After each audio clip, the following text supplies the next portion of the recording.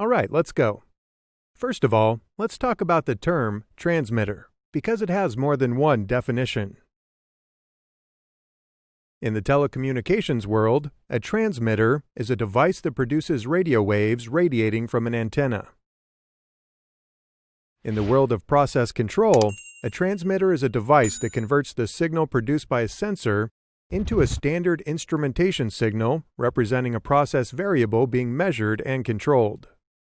In the early days of process control, the standard instrumentation signal was pneumatic, while today it is more likely to be an electrical signal.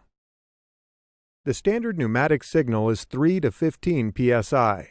The standard electrical signals are 1 to 5 volts or 4 to 20 milliamps. And just to add a bit more confusion to the term transmitter, some people in the industrial instrumentation field will tell you that a transducer and a transmitter are the same thing, and therefore the terms are interchangeable.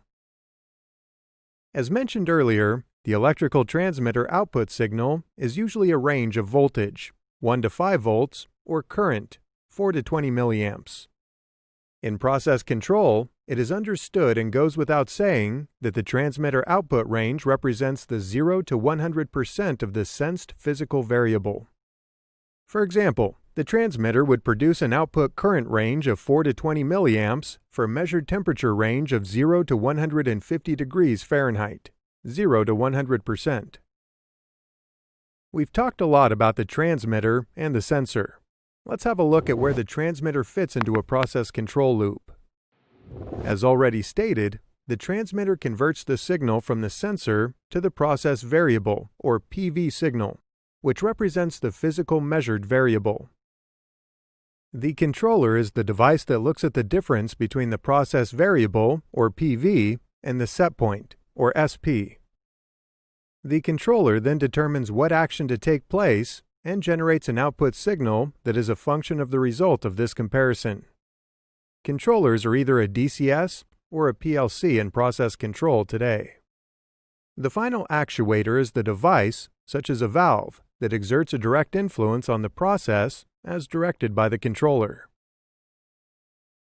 The four major process variables measured and represented by a transmitter are pressure, level, temperature, and flow.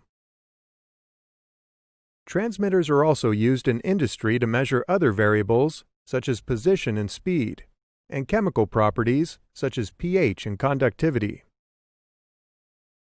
A transmitter requires a power supply to operate, as discussed in our video, what are 2-wire and 4-wire transmitter output loops. Let's review quickly. A 4-wire transmitter has 2 wires connected to a power supply, and 2 signal wires connected to the PLC. The power supply can be AC or DC, depending on the vendor and model. A 2-wire transmitter has only 2 wires. These 2 wires provide power for the transmitter and are also the signal lines. New technologies have spawned the development of smart transmitters. Smart transmitters not only produce the 4 to 20 milliamps process variable signal, but also transmit and receive digital information such as instrument tag names, calibration data, and sensor diagnostics. Protocols such as HART are commonly used on smart transmitters. If you want to learn more, you might want to review 2 of our other videos: what are 2-wire and 4-wire transmitter output loops, and DP level measurement explained. You can find the links to these videos in the description.